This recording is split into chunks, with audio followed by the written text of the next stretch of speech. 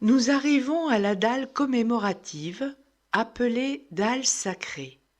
Il y est écrit: ici, le 11 novembre 1918, succomba le criminel orgueil de l'Empire allemand, vaincu par les peuples libres qu'il prétendait asservir. Les deux monuments entourés de chênes matérialisent la position des trains du maréchal et des plénipotentiaires allemands. Ces monuments ont été construits en granit de Vire. Cette pierre est la même que celle de la tombe du soldat inconnu sous l'Arc de Triomphe.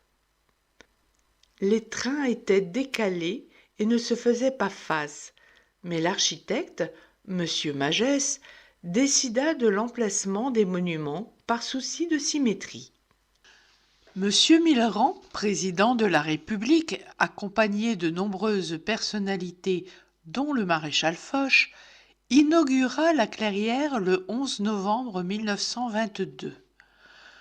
Vous vous trouvez à l'endroit où Hitler, accompagné de son état-major, le 21 juin 1940, contempla cette phrase comme le montrent les nombreuses photos dans le musée.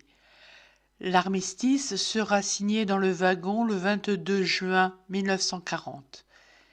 Hitler donna l'ordre de démonter ces monuments et de les emmener en Allemagne. Ils furent retrouvés et réinstallés en 1946.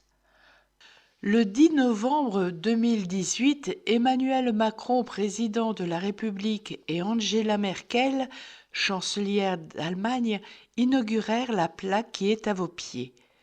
Elle confirme la réconciliation franco-allemande.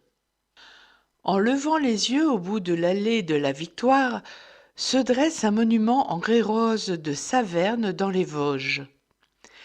Également édifié en 1922 grâce à une souscription du journal Le Matin, il glorifie l'armée française pour avoir récupéré l'Alsace et la Lorraine.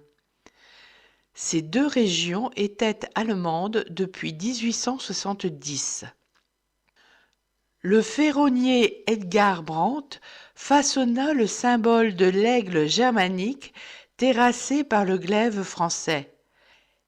Edgar Brandt fut aussi le créateur du bouclier protégeant la flamme sur la tombe du soldat inconnu sous l'Arc de Triomphe.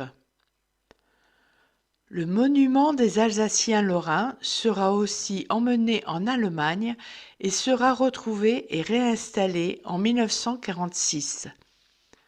Poursuivons notre visite maintenant vers l'Alliance de la paix.